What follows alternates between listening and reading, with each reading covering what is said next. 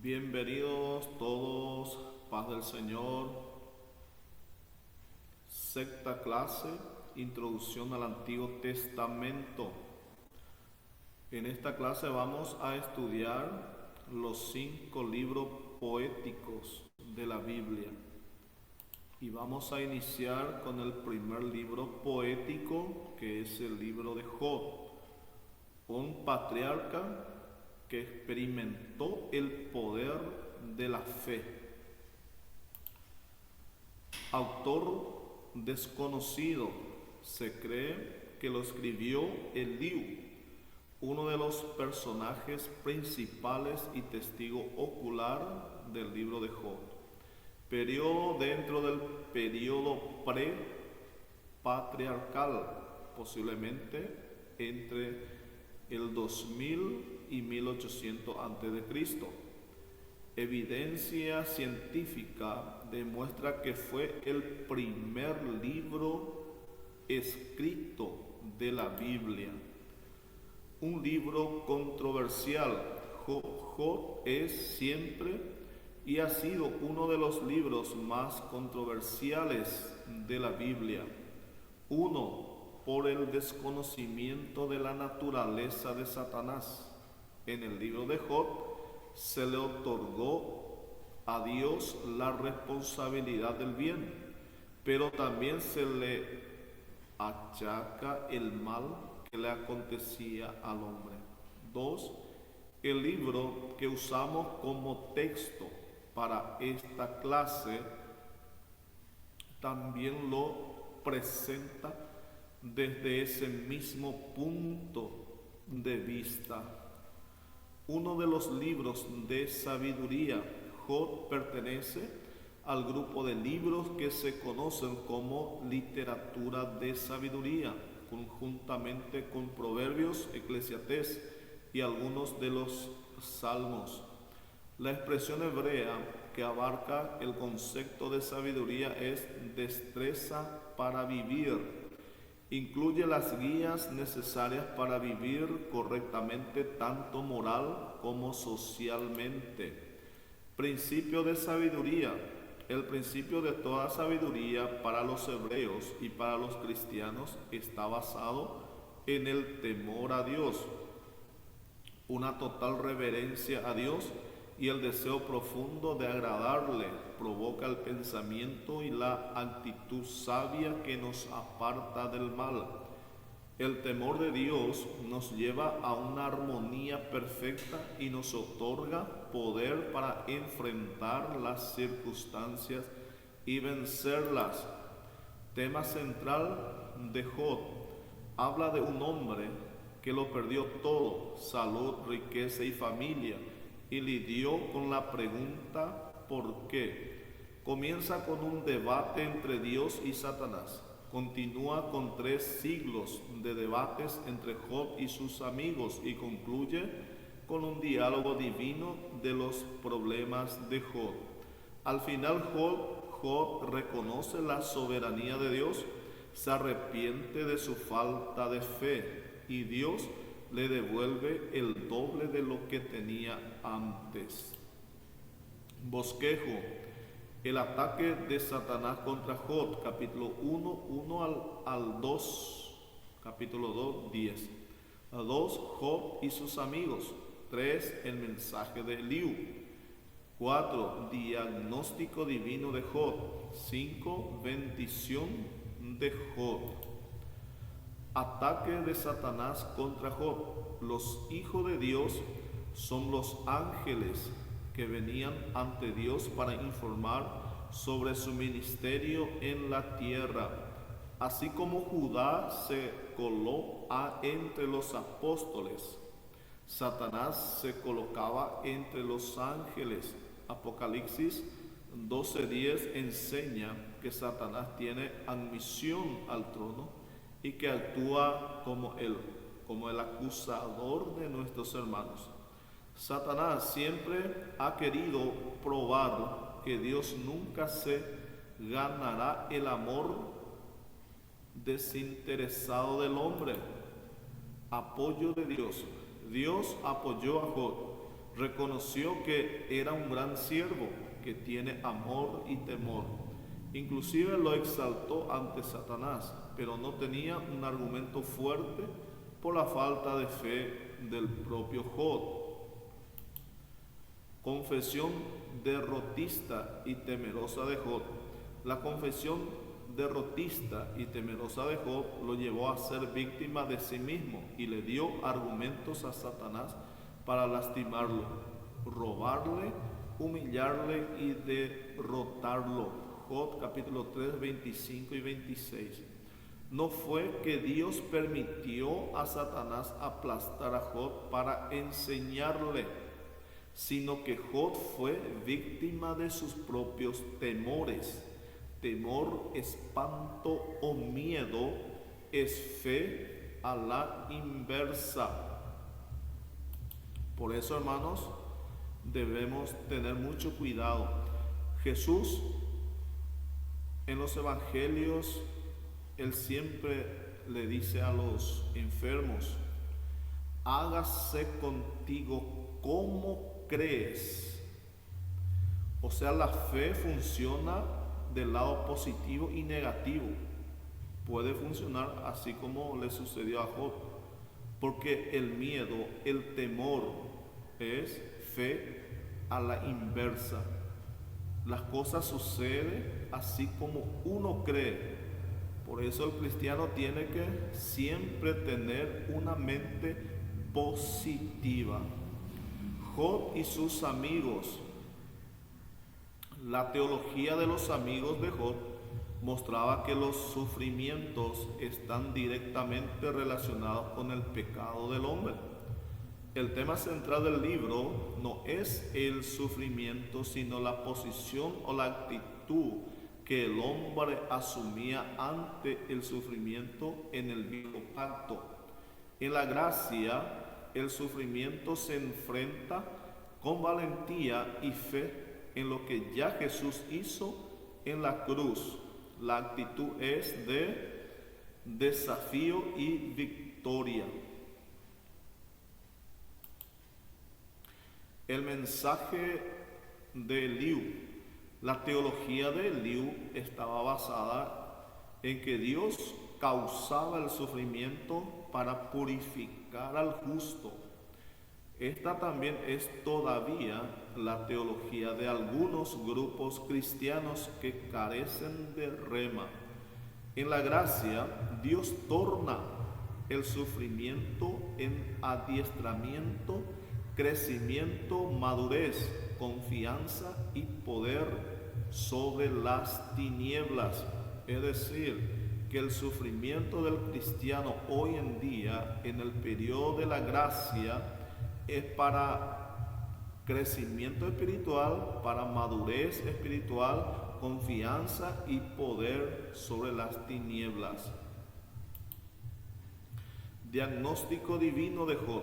Dios se muestra a Job como divino y soberano y digno de adoración ante cualquier circunstancia. Job debía aprender paciencia y a confiar en la misericordia, la bondad y el poder que Dios tiene para librarle y rescatarle de cualquier situación. Aunque Dios no necesita promoción barata, las adversidades muchas veces nos acercan más a Dios y nos amplía nuestro concepto de Él. Bendición de Job. Job finalmente reconoce sus errores, se arrepiente, recibe el perdón de Dios, recibe el doble de los que había perdido y es restaurado a la posición de sacerdote. Job 42, 1 al 17. Job clamó por un redentor, un mediador y un abogado durante su adversidad. En la gracia, todo esto y mucho más lo tenemos en la figura de Cristo. Llegamos al fin del libro de Job y ahora vamos a seguir con el libro de... Vamos a seguir con el segundo libro poético, que es el libro de los Salmos. Vamos a estudiar el segundo libro poético, libro de los Salmos. Quiero reconocer tu gloria. Autores, diversos autores. Se destaca el rey David, quien escribió 73 de ellos, época compilados desde el año 1020 hasta el año 430 a.C. ¿Qué son los salmos? Conocido como el Sefer Teilim entre los hebreos. El término griego es salmoi, de donde se desprende la palabra salmos en inglés y español.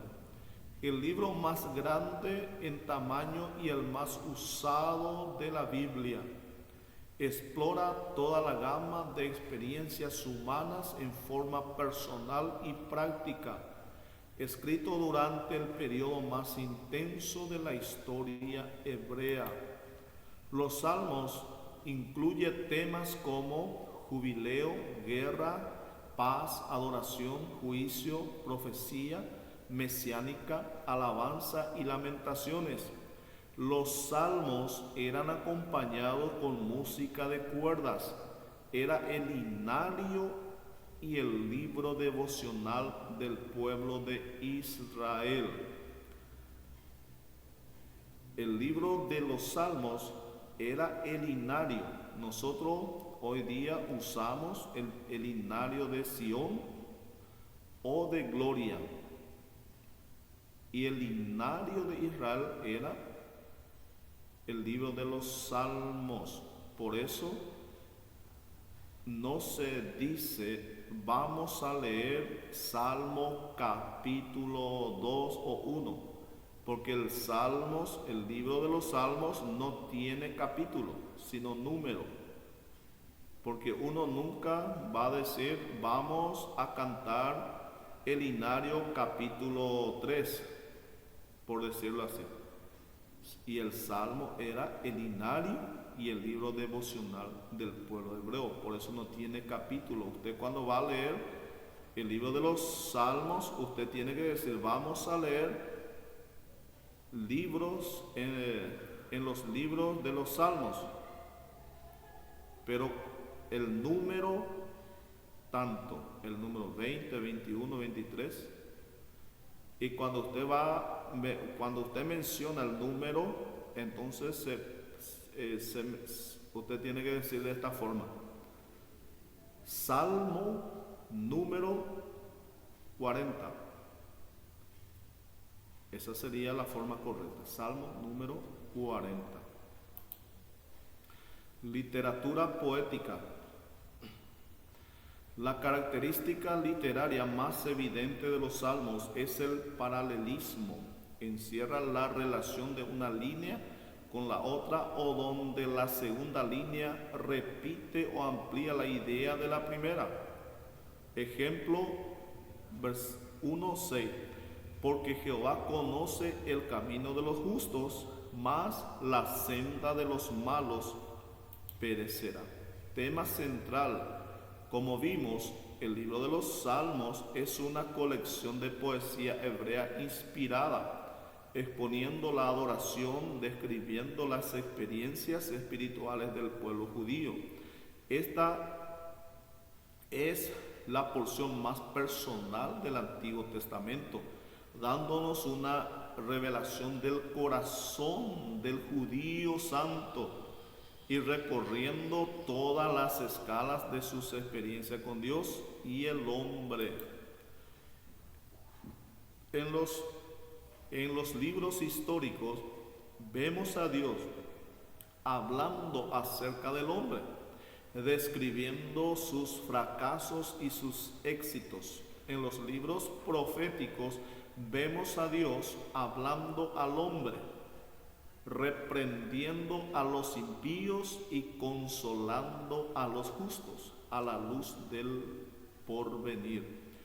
En los salmos vemos al hombre hablando a Dios, derramando su corazón en oración y alabanza, hablando acerca de Dios, describiéndolo y exaltándolo por la manifestación de sus gloriosos atributos. En la Biblia hebrea, los salmos se dividen en 5 libros. Libro 1, Salmo, número 1 al 41. Libro 2, Salmo, número 42 al 72. Libro 3, Salmo, número 73 al 89. Libros 4, Salmo, número 90 al 106. Libro 5, Salmo, número 107 al 150. Cada libro termina con una doxología. Tipos de salmos: salmos de instrucción sobre el carácter de los hombres buenos y malos, su felicidad y su miseria, sobre la excelencia de la ley divina, sobre la vanidad de la vida humana, sobre el deber de los gobernantes, sobre la humildad. Salmos de alabanza y adoración, reconocimiento de la bondad y el cuidado o protección de Dios, reconocimiento de su poder y de su gloria. Salmos de acción de gracias por la misericordia de Dios hacia las personas individuales o colectivas, por la misericordia de Dios hacia los israelitas en general, su infiel pero amado pueblo. Nos traen convicción de la gracia de Dios y nuestro deber de expresar agradecimiento a Dios constantemente, con sinceridad y convicción.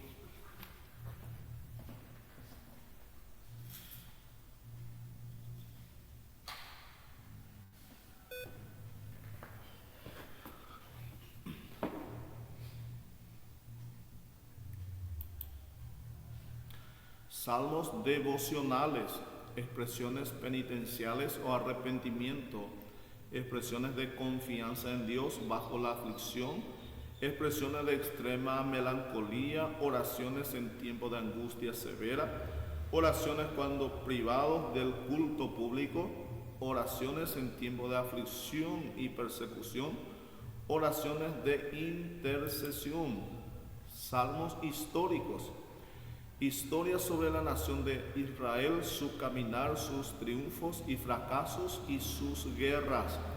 Los salmos históricos, también conocidos como de peregrinación, porque eran contados por el pueblo mientras peregrinaban hacia Jerusalén a celebrar las festividades judías.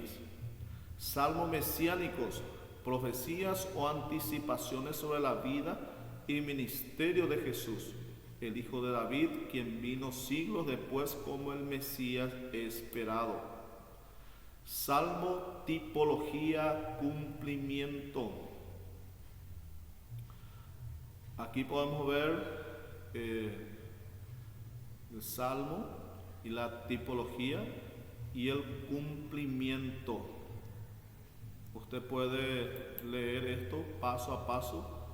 Puede acompañar con la lectura bíblica y usted va a ver el número, por ejemplo, el Salmo número 41:9, traicionado por amigo, y el cumplimiento lo vemos Lucas 22:47. Por ejemplo, Salmo número 45, versículo 6, el Rey eterno, Hebreo 1:8. Así usted puede acompañar con la lectura y así estamos llegando al fin del libro de los Salmos y vamos a seguir con el tercer libro poético, que es el libro de Proverbios. Estamos estudiando Introducción al Antiguo Testamento y ahora vamos a estudiar el libro de los Proverbios para entender sabiduría, prudencia, justicia, juicio y equidad. Autor principalmente el rey Salomón.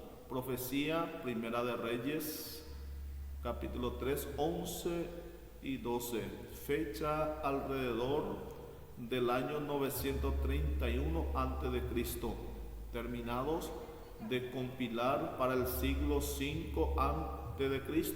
por Ezequías, rey de Judá.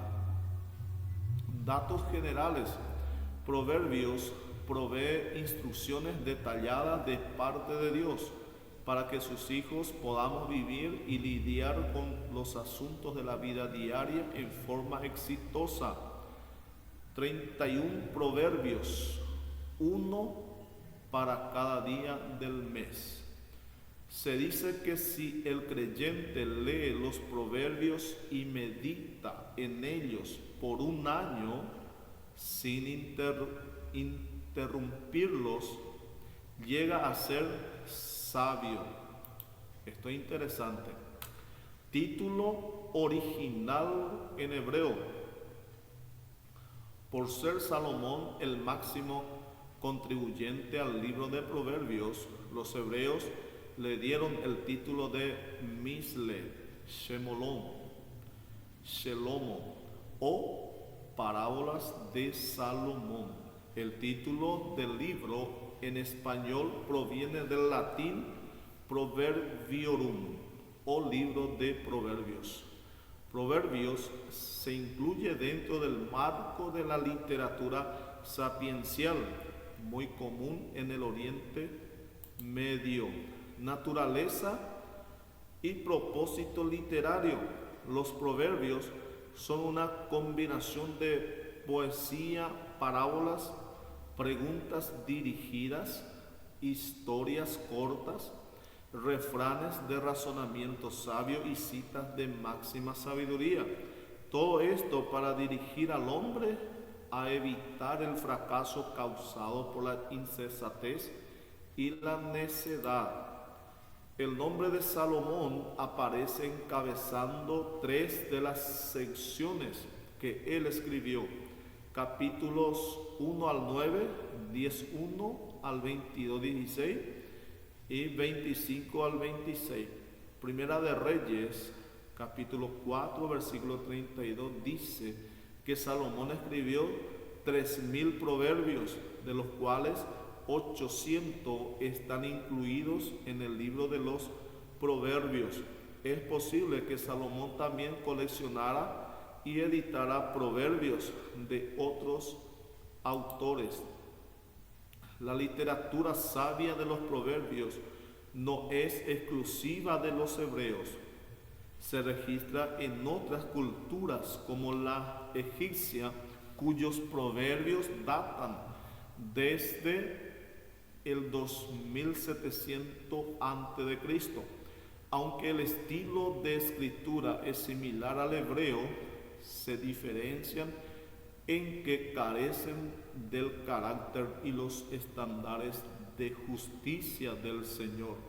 La palabra nos revela que la verdadera, santa, divina y eterna sabiduría solo viene de Jehová, nuestro Dios, y de nuestro Señor Jesucristo. Divisiones del libro. El propósito de los proverbios. Proverbios a los jóvenes. Proverbios de Salomón. Proverbios de Salomón copiados por Ezequías. Las palabras de Agur, las palabras del rey Lemuel. Resumen. El capítulo 1, verso 1 al 8 indica en forma magistral y divina la naturaleza y el propósito del libro.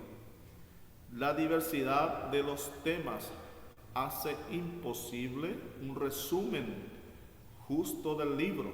pero sí se pueden distinguir las siguientes divisiones naturales del texto.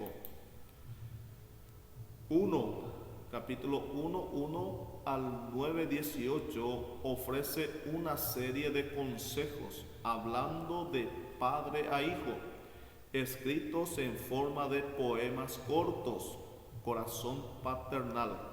Muchos son dísticos, 2 versos, otros más extensos. Se elogia la sabiduría, la cual se presenta a veces de manera personificada.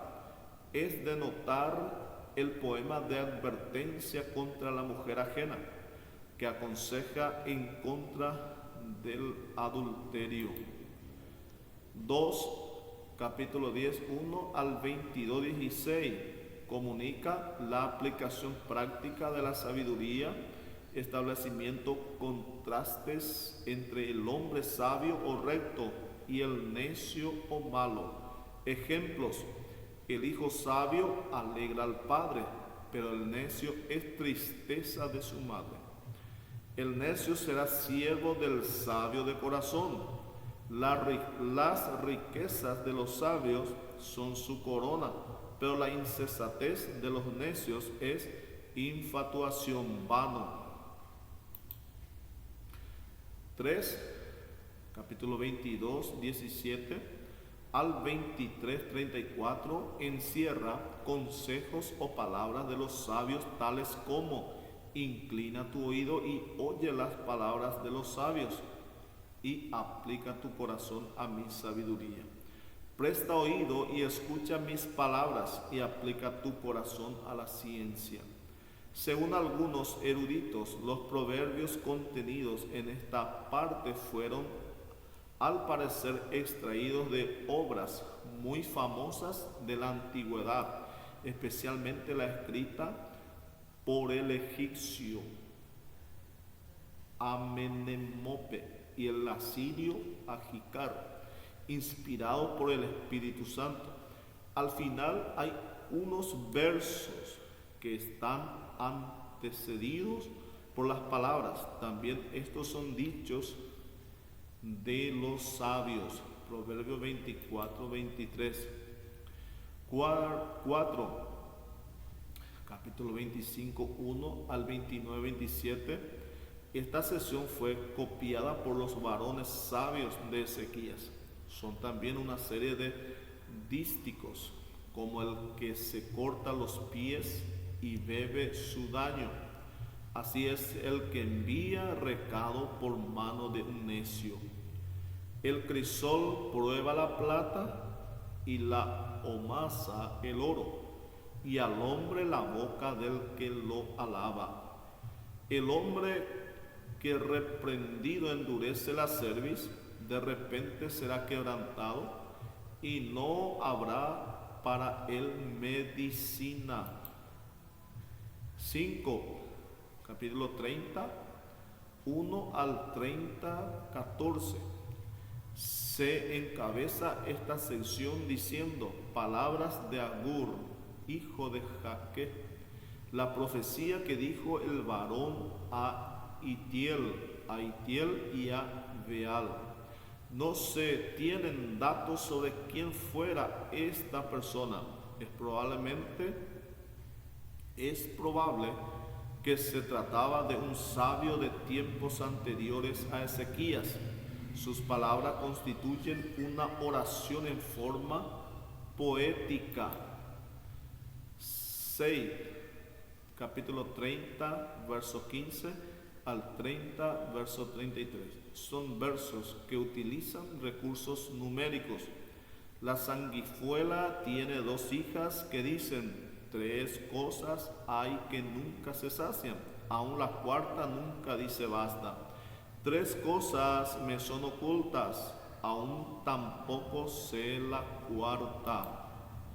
7, el capítulo 31, verso 1 al capítulo 31, verso 31. Son las palabras del rey Lemuel, la profecía con que le enseñó su madre. Se desconoce quién fue este personaje. Se incluye en esta sección el poema sobre la mujer virtuosa, uno de los más citados, porque su estima sobrepasa largamente a las de las piedras preciosas. Recomendaciones finales. Aunque el libro de Proverbios lo vamos a estudiar capítulo por capítulo y verso por verso, es necesario, urgente y vital que cada día te llenes de su sabiduría y sea tu guía para lograr el éxito ante Dios y los hombres. Llegamos al final del libro de los Proverbios y tenemos el estudio de Proverbios, el libro versículo por versículo, y eso también podemos estar estudiando con la ayuda del Señor. Y vamos a seguir con el cuarto libro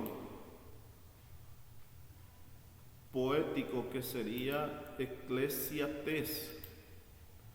Estamos estudiando Introducción al Antiguo Testamento y ahora vamos a ver el cuarto libro poético, el libro de Eclesiastés. Significado: satisfacción, injusticias y absurdos de la vida terrenal. Autor: el rey Salomón. Fechas: hay dos posibles fechas. La primera es durante el reinado de Salomón, escrito por él mismo. La segunda durante el periodo de Esdras, en el año 450 a.C. Título: el nombre Eclesiastés se deriva de la palabra griega eclesia, asamblea o iglesia, y significa uno que se dirige a una asamblea.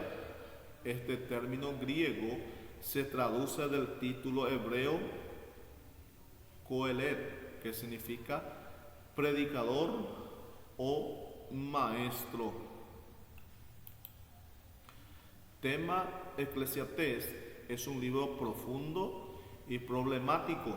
Registra en forma pesimista y hasta irónica la búsqueda intensa por el significado y la satisfacción del hombre durante la vida terrenal, en contraste directo con todas las injusticias y aparentes absurdos que nos rodean. Salomón, después de haber caído en apostasía, reveló públicamente sus malas experiencias y las lecciones personales aprendidas. En Proverbios aprendimos que la verdadera sabiduría, que es la que tiene su origen en Dios. En Eclesiastés aprenderemos acerca de la sabiduría natural que procura encontrar la verdad y la felicidad por medios humanos. Salomón escribió Proverbios durante la primera parte de su reinado, cuando anduvo con Dios. Eclesiastés lo escribió durante la última parte de su reinado, cuando el pecado lo había separado de Dios. En los Proverbios se oye de sus labios una nota de gozo y contentamiento cuando medita en las bendiciones de la sabiduría divina. Eclesiastés denota la tristeza, el desaliento y la perplejidad al ver el fracaso de la sabiduría natural para resolver los problemas humanos y obtener la felicidad perfecta. Después de alejarse de Dios, Salomón aún retuvo riquezas y sabiduría, y por ese engaño comienza su investigación de la verdad y la felicidad aparte de Dios. El resultado de la investigación se expresa en la repetida frase: todo es vanidad.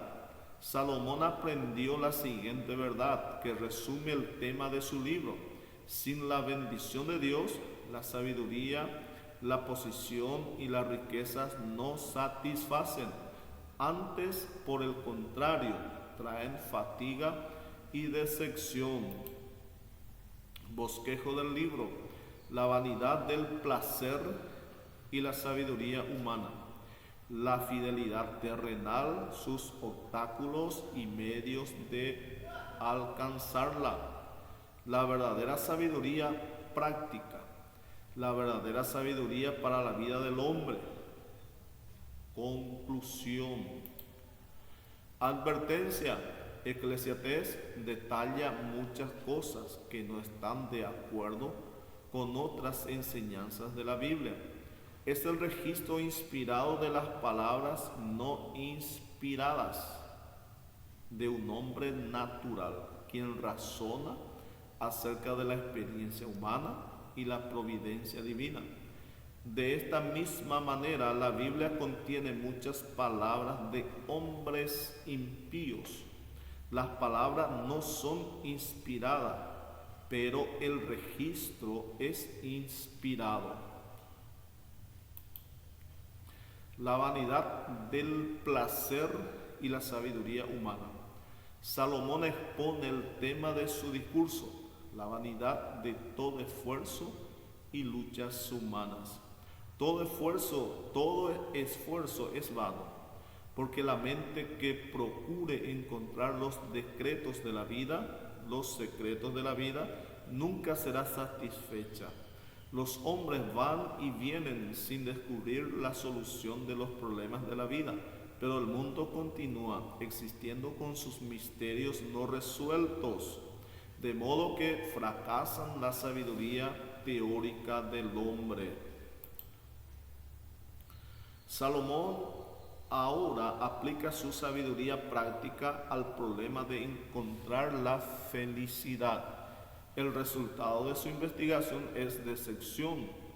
Se desespera y fatiga al ver que, con toda su sabiduría, no está más adelantado que un necio en su tentativa por resolver los problemas de la vida.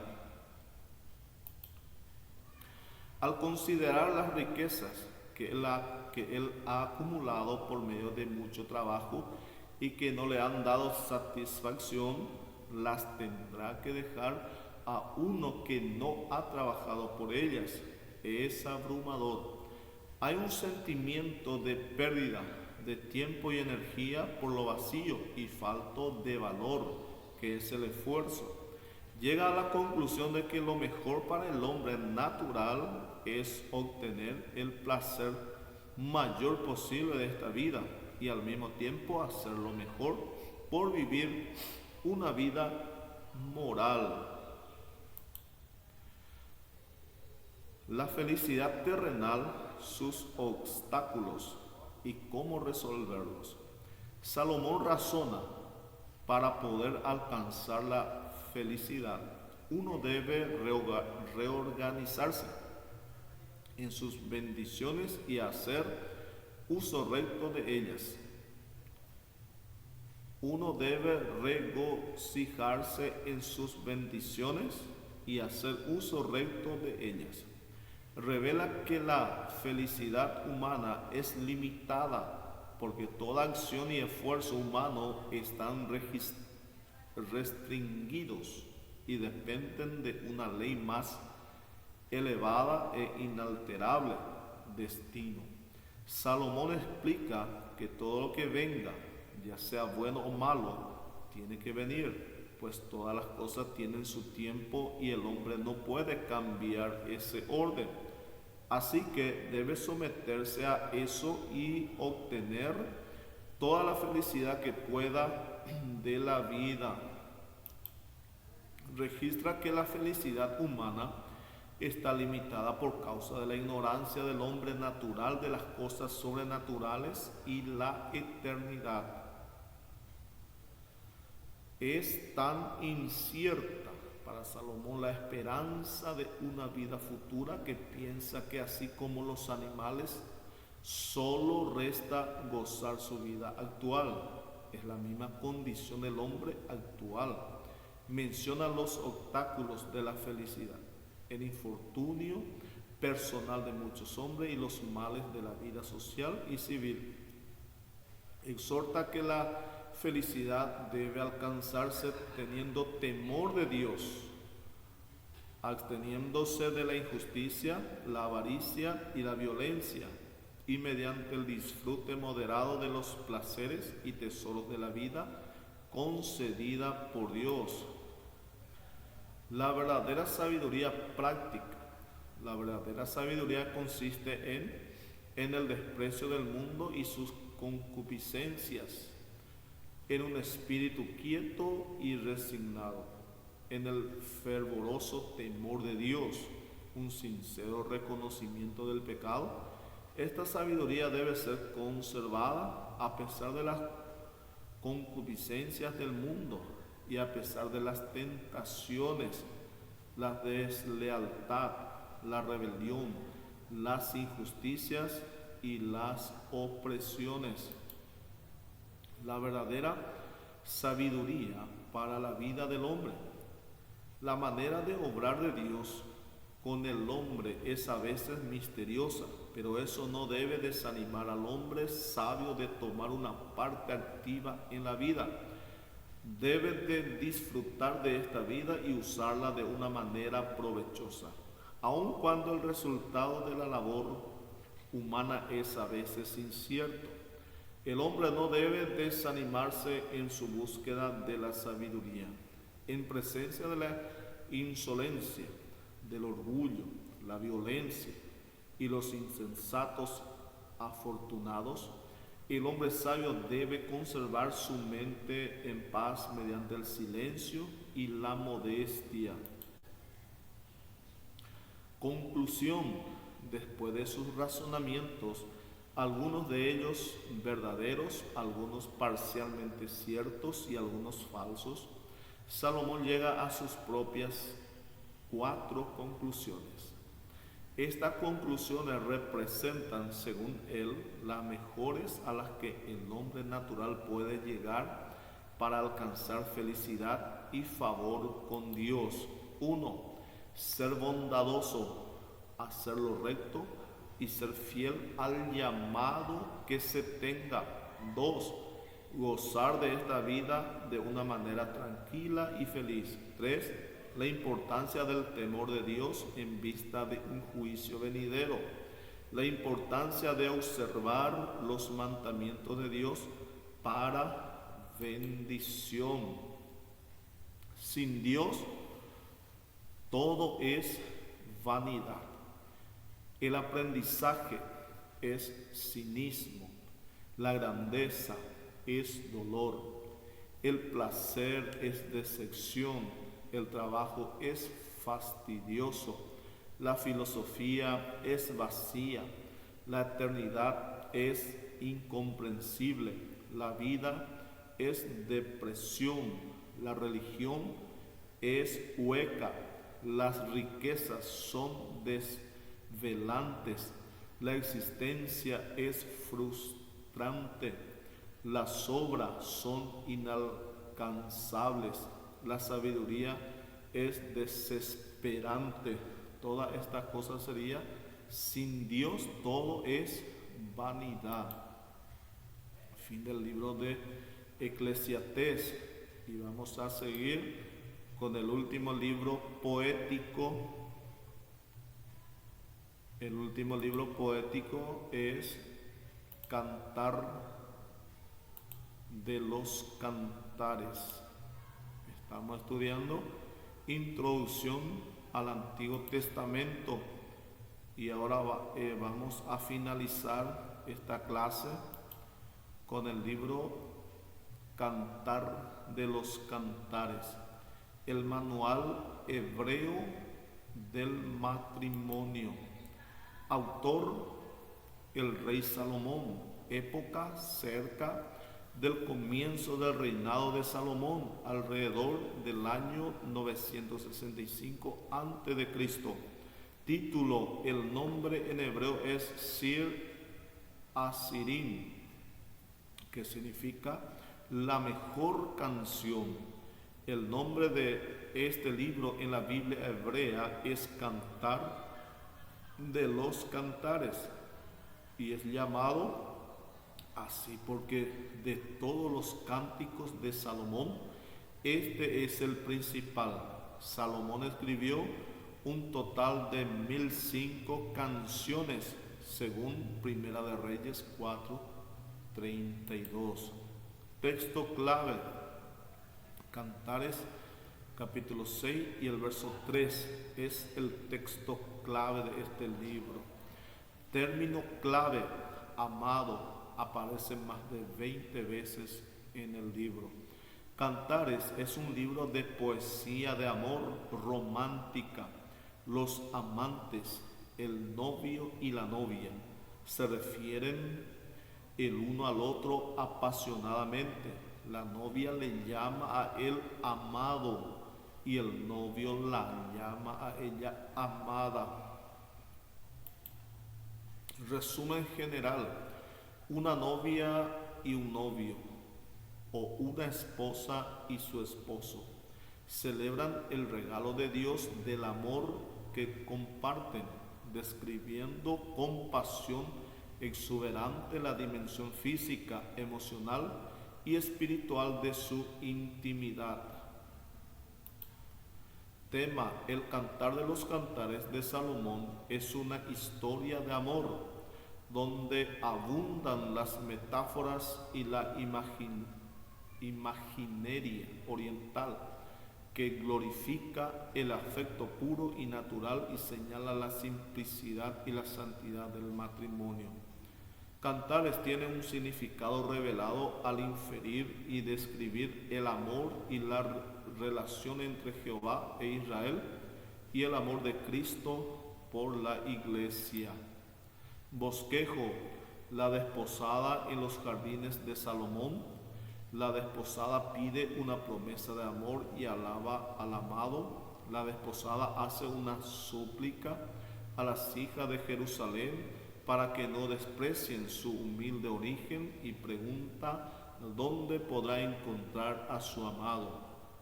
Sigue una conversación afectuosa entre Salomón y su desposada. Los recuerdos de la desposada: recuerda la visita de su amado una primavera, recuerda un sueño respecto a él. El desposorio: los habitantes describen el encuentro del rey y la desposada. Luego sigue una conversación entre la desposada y Salomón. En el palacio, la desposada relata un sueño que tuvo sobre Salomón. Soñó que él había partido y que al buscarlo, ella había sido tratada bruscamente por los guardas de la ciudad. En su sueño preguntó a las hijas de Jerusalén acerca de él y describió su hermosura. Salomón entra y la alaba. Diálogo entre el coro de doncellas y la desposada. Entra Salomón y alaba a la desposada. La desposada invita a su amado a visitar su hogar. El hogar de la desposada. Hablan los habitantes del país. Salomón y la desposada. La historia: el rey Salomón visita su viña en el monte Líbano. Llegó de improviso a donde está una hermosa doncella salamita. Ella huye, él la visita disfrazado de pastor y la conquista. Pronto viene a reclamarla como reina. Se dirigen al palacio real. Aquí comienza el poema y relata la historia de amor. La primera audiencia de este cántico fue el pueblo de Israel, quienes admiraban y disfrutaban los proverbios y los cánticos de su gran rey.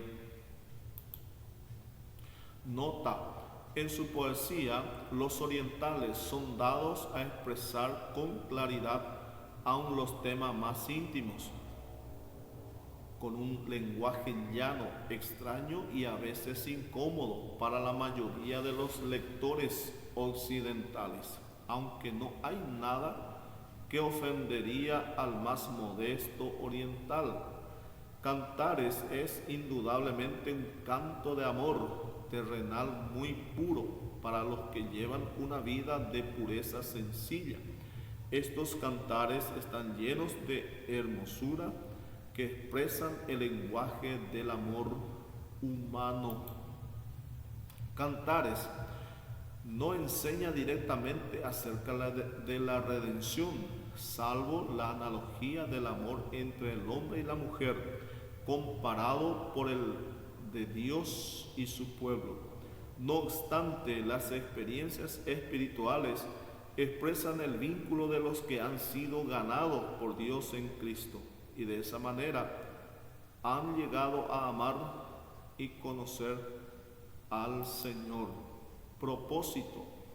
Dentro de las Escrituras se hace referencia a la sexualidad y existen varios mandamientos que regulan el matrimonio, el adulterio, el divorcio y la inmoralidad sexual.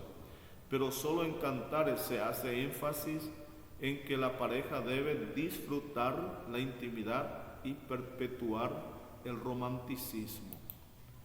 Cantares revela que aunque hay personas que abusan o distorsionan el amor erótico, la sexualidad matrimonial heterogénea es maravillosa y debe verse y disfrutarse como un regalo de Dios.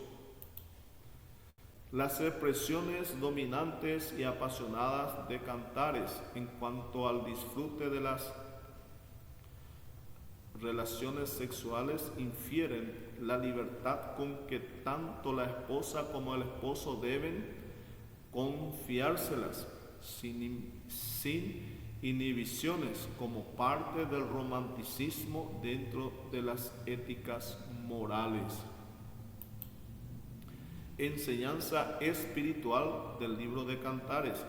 Dios ni ninguno de sus nombres son mencionados directamente en Cantares, aunque es afirmado indirectamente como el creador del amor romántico entre el esposo y la esposa, siendo la cuna de este el jardín del Edén, donde los unió en una sola carne. Cantares celebra la felicidad que puede experimentar el matrimonio a pesar de todos los obstáculos a los que se puedan enfrentar mientras sea vive, mantenga y reine el verdadero amor entre la pareja. Las muchas aguas no podrán apagar el amor, ni lo ahogarán los ríos. Cantares 8:7. Fin del libro Cantar de los Cantares. Y así llegamos al final de esta clase. Espero que hayan disfrutado. Espero que sea de mucha bendición para los hermanos. Y nos estaremos viendo en la siguiente clase. Bendiciones a todos.